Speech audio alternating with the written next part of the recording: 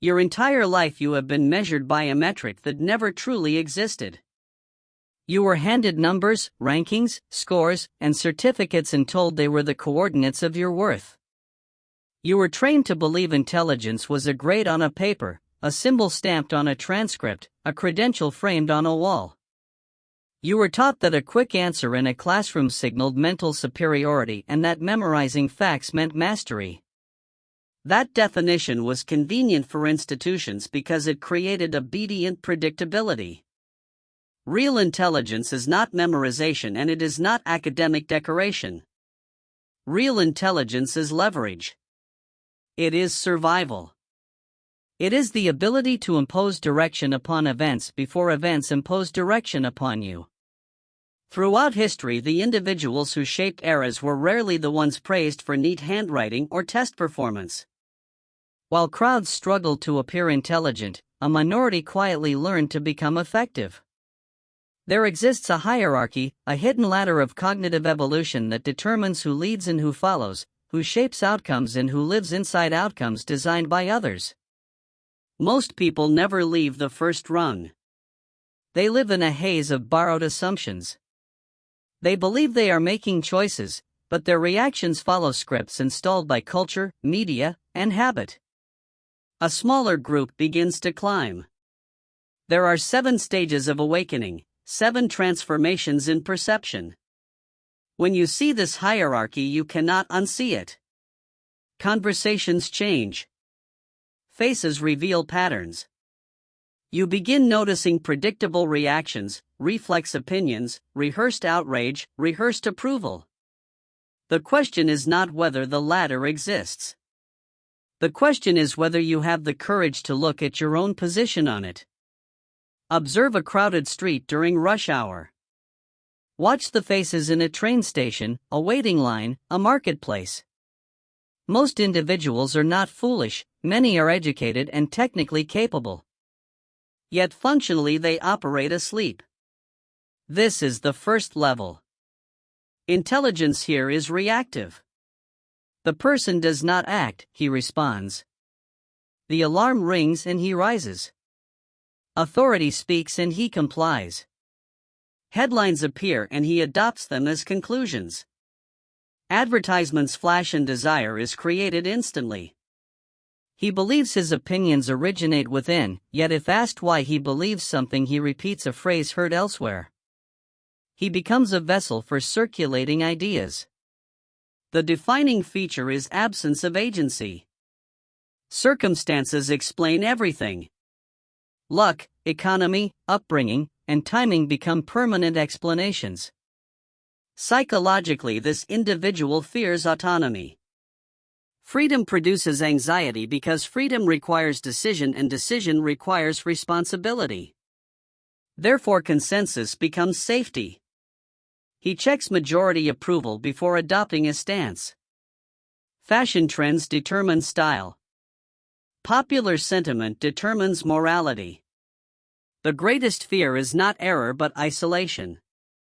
These individuals form the background of history. They produce, consume, and are replaced.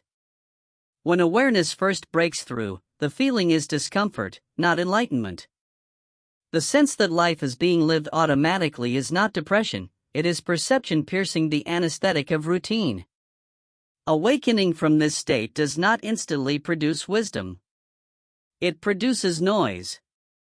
The individual enters the second level, the mimic. The mimic realizes the world rewards the appearance of intelligence. Respect, attention, and influence seem attached to intellectual identity. Yet lacking internal certainty, he borrows minds instead of developing one. He repeats language he barely understands, adopts positions for recognition, quotes ideas he has never tested.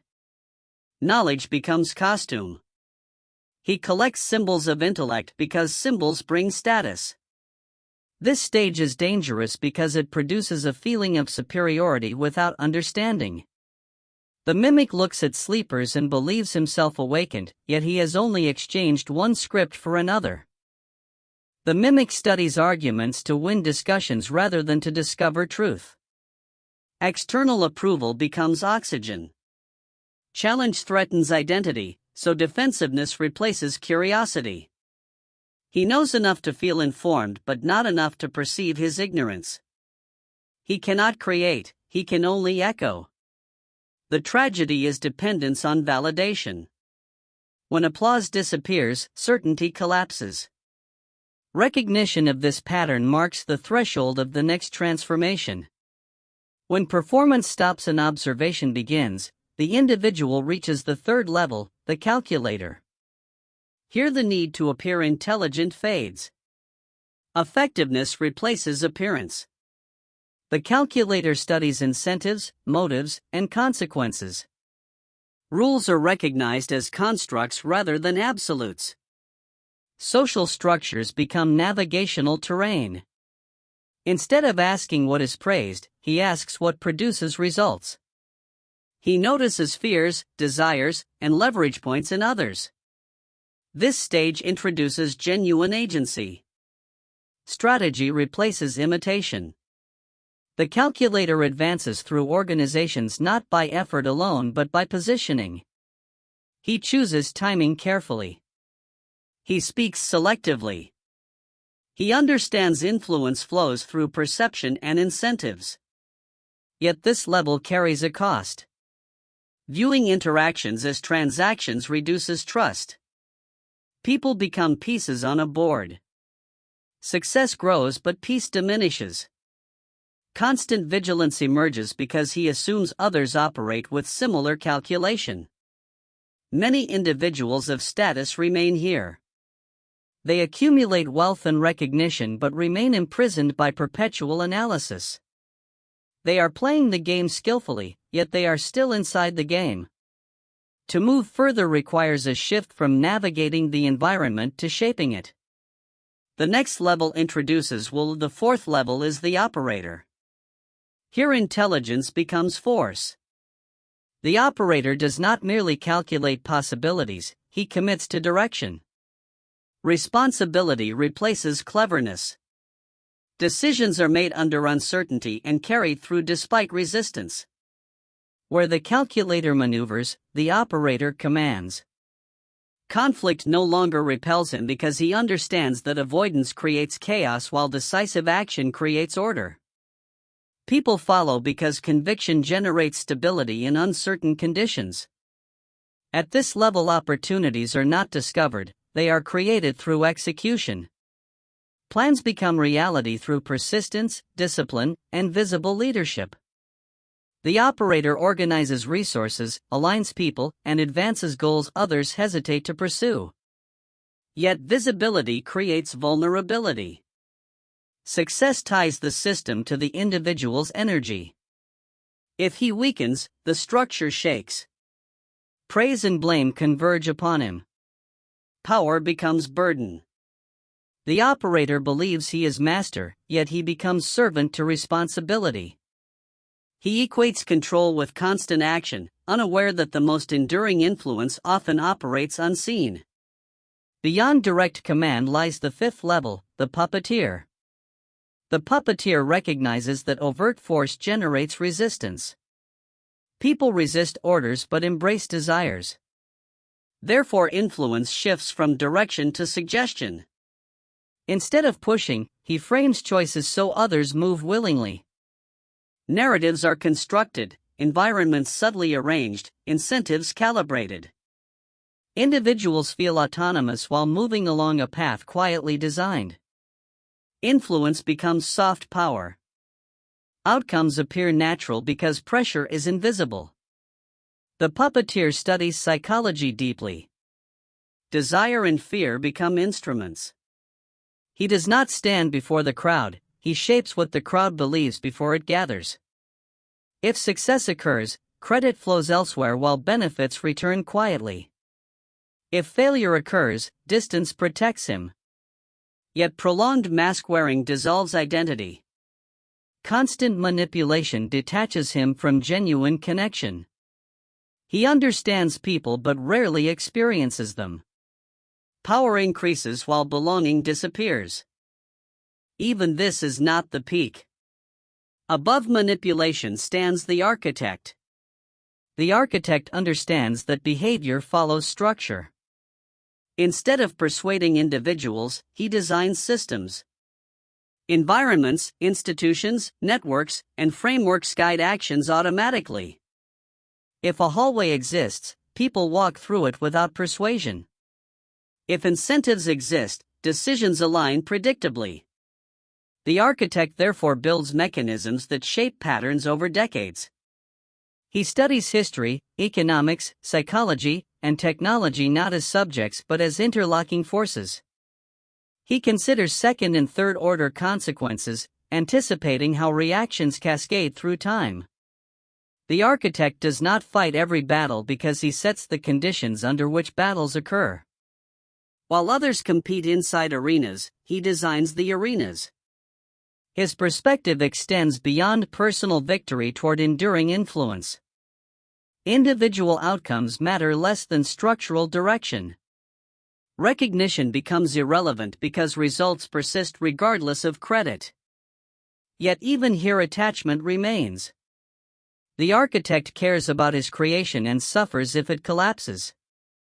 There is still one level beyond structure, a level not defined by control but by detachment. The seventh level is the void, the state of internal sovereignty. Here intelligence subtracts rather than accumulates. Identity, status, and outcome lose their grip. The individual no longer seeks validation, domination, or legacy. Freedom emerges from absence of attachment. Without fear of loss, intimidation fails. Without craving reward, bribery fails. Without ego, manipulation fails. Decisions become precise because perception is unclouded by desire. Action occurs only when necessary, neither delayed by hesitation nor driven by impulse. This state is not apathy. It is clarity. The person can operate as leader, strategist, or observer depending on circumstance, yet he does not psychologically reside in any role. He can command when needed, negotiate when required, and withdraw when appropriate. The mind becomes a fortress not built of walls but of understanding. Events are seen as processes rather than personal dramas. Conflict appears as interaction of incentives rather than moral catastrophe. Now the mirror stands before you. Honest evaluation matters because self-deception is the most expensive error. Many fluctuate between imitation and calculation, aware enough to see patterns yet still seeking approval or security. Systems encourage this. Education rewards conformity. Organizations reward compliance. Social environments reward agreement. Advancement therefore requires deliberate resistance to automatic programming. Progress does not come from accumulating information alone but from dissolving illusions. Movement through levels follows transformation. Awareness awakens curiosity. Independence replaces imitation. Courage replaces caution. Subtlety replaces force. Structure replaces manipulation. Finally, detachment replaces control. The path is demanding because each stage requires abandoning a previous identity. Safety must be exchanged for autonomy, recognition for effectiveness, and possession for freedom. Standing above the noise reveals a surprising truth. Much of what consumes attention, status disputes, social competition, performative conflict, is temporary theater. Mastery is not domination of others but governance of self. When perception sharpens and reactions become deliberate, the external world loses power to dictate internal state. That is the ultimate leverage. The individual who governs his own mind cannot easily be governed by circumstance. The ascent, therefore, is not a journey toward ruling people. It is a journey toward ruling perception, and from that position every action gains precision, every decision gains weight, and every moment gains clarity.